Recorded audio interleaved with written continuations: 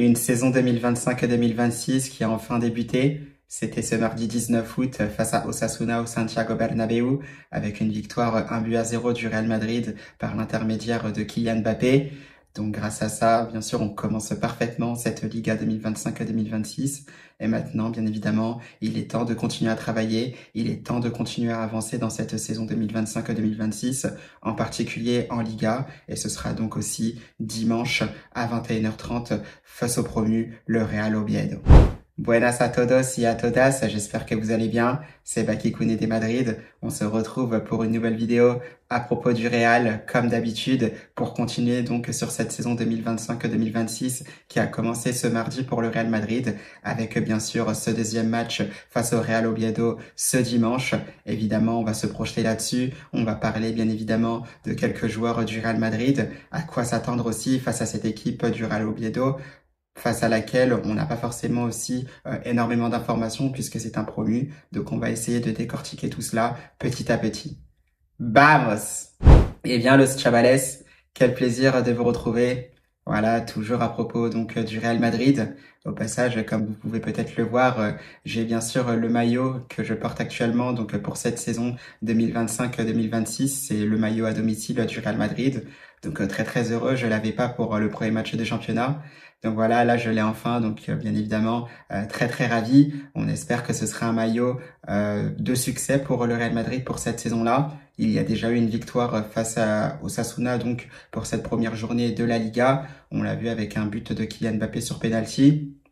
Ça a été évidemment un peu plus difficile pour le Real Madrid, notamment dans le jeu. On s'attendait bien sûr à ce qu'il y ait une équipe d'Osasuna aussi qui soit un peu plus en bloc bas. Et on se retrouve pour le moment avec les mêmes problématiques que sur les saisons passées où c'est un Real Madrid aussi qui a du mal au niveau de la créativité. Surtout, on le sait, avec les départs de Kroos puis de Modric. Donc c'est un Real Madrid encore une fois qui se cherche.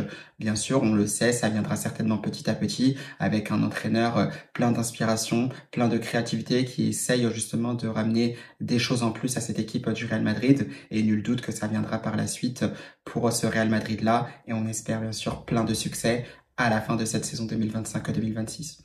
Donc on le sait, on a vu des choses face à Osasuna.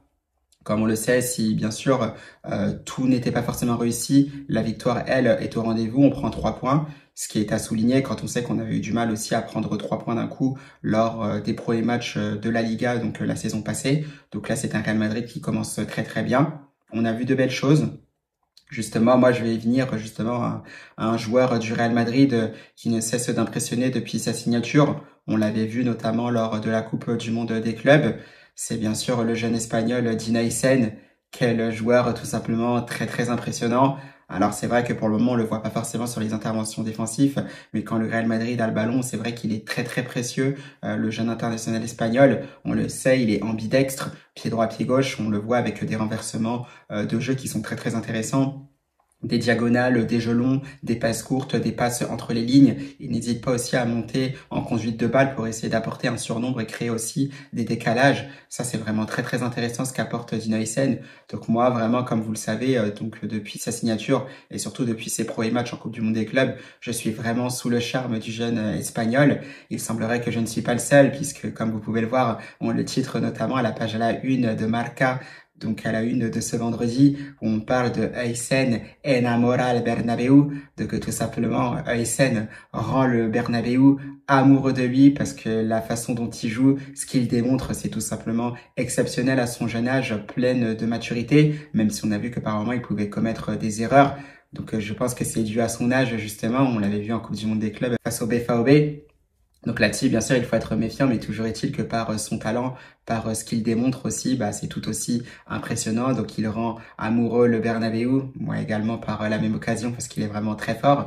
Et on le voit surtout avec le fait que ça soit déjà une pièce clave, et donc une pièce clé justement par Xabi Alonso, donc pour Xabi Alonso, et ça c'est vraiment très très intéressant. Donc comme on le disait, des jeux longs aussi qui rappelleraient ceux de Toni Kroos.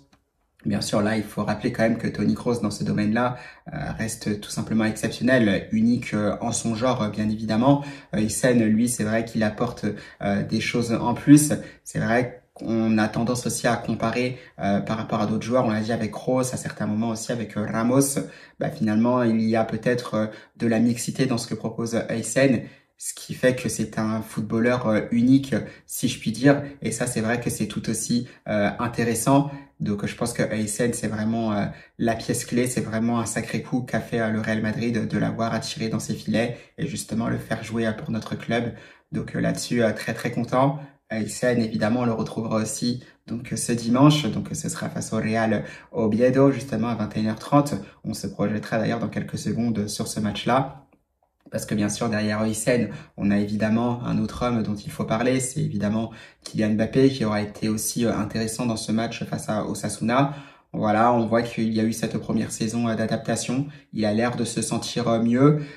Peut-être un peu plus à l'aise aussi, puisqu'on le voit vraiment un peu partout, dans toutes les zones du terrain. On le voit par moments plein axe, on l'a vu aussi sur le côté gauche, on l'a vu aussi sur le côté droit faire des différences comme il pouvait le faire auparavant. Donc voilà, ça c'est très bon signe aussi de voir un Kylian Mbappé être en grande forme. Il a déjà inscrit un but, nul doute qu'il pourra inscrire certainement d'autres buts dès ce dimanche face au Real Oviedo. Et on attend justement cette continuité, cette montée en puissance pour l'international français. On reste bien évidemment aussi patient avec Vini Junior. Moi, j'ai pas vraiment de doute sur ce que peut apporter le Brésilien. Maintenant, on peut comprendre qu'il y a des signes qui ne trompent pas quant au fait qu'il se sente bien ou pas actuellement dans cette équipe du Real Madrid. On verra bien ce qu'il se passera, bien évidemment, par la suite, mais j'ai confiance en ce que peut apporter Vinicius Junior et je suis sûr que ça pourra aller que très bien par la suite. Donc voilà, au niveau des deux joueurs que je voulais cibler, notamment Aysen et Kylian Mbappé, qui ont été certainement les tops de ce match face à Osasuna. On aura besoin d'eux, bien sûr, face au Real Oviedo pour enchaîner une seconde victoire consécutive en Liga dès dimanche prochain. Maintenant, à quoi pouvons-nous nous attendre face à cette équipe de la Real Oviedo ou du Real Oviedo, je ne sais pas exactement comment on dit, mais voilà, à quoi nous pouvons nous attendre.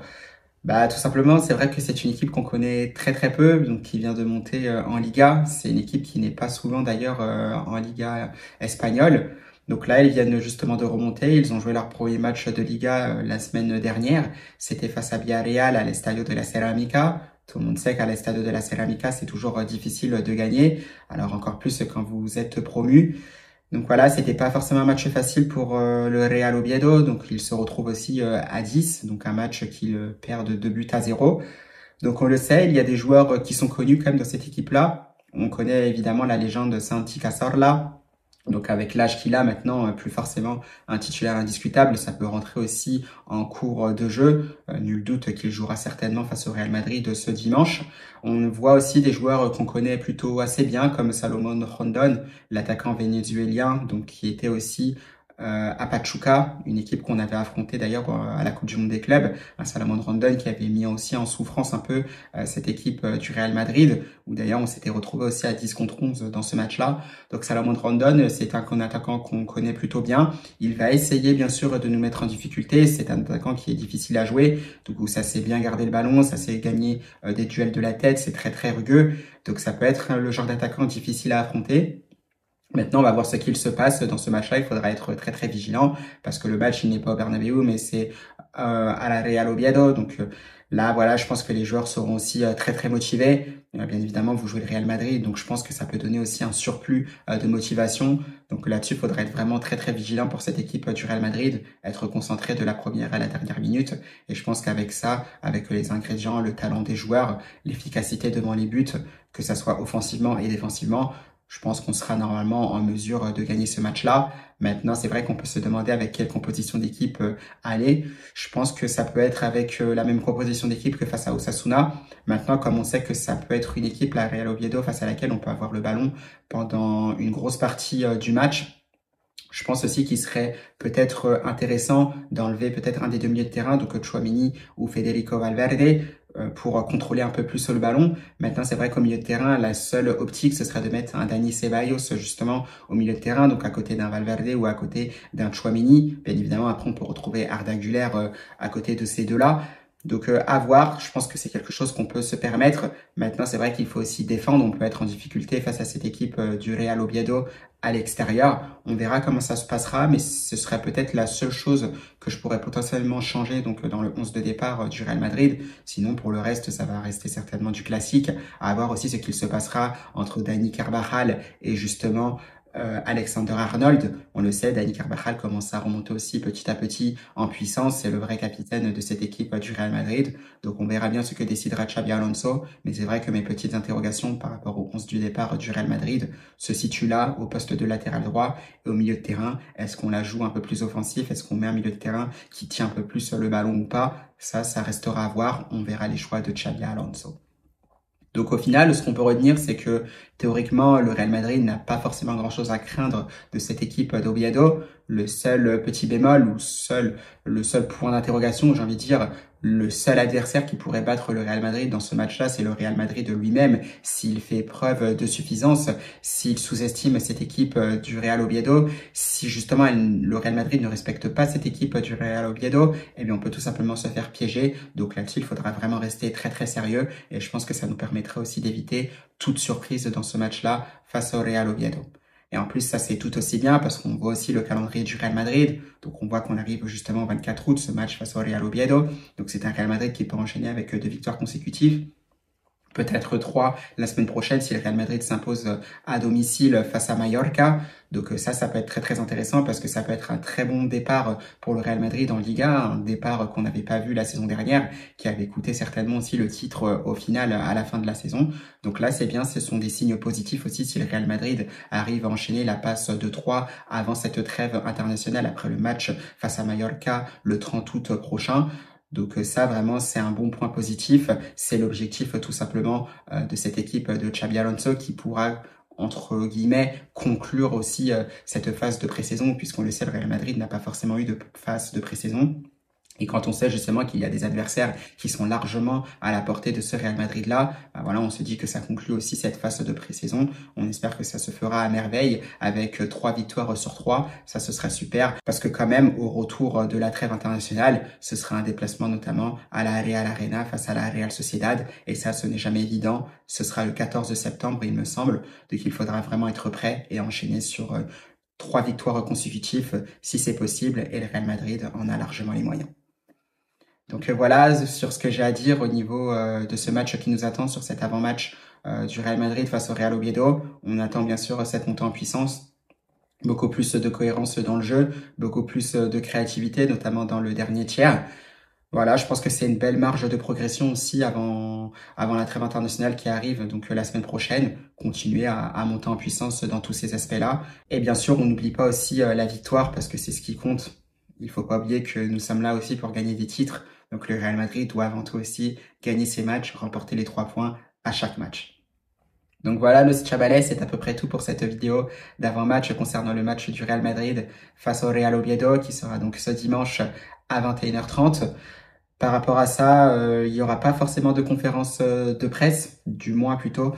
Je ne ferai pas de débrief sur la conférence de presse de Xabi Alonso qui devrait être samedi, je pense, ou peut-être vendredi, ça reste à voir.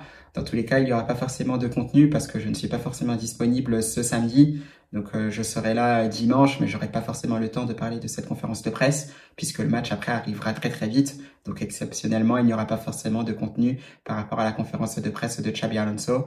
Et donc je vous retrouverai donc dimanche directement pour le 11 de départ du Real Madrid face au Real Oviedo. Donc voilà, Los Chavales, j'espère que cette vidéo vous aura plu. On attend ce match du Real Madrid avec impatience, avec on espère une nouvelle victoire. Moi, dans tous les cas, en attendant, je vous souhaite bien sûr un très bon week-end et surtout à la Madrid.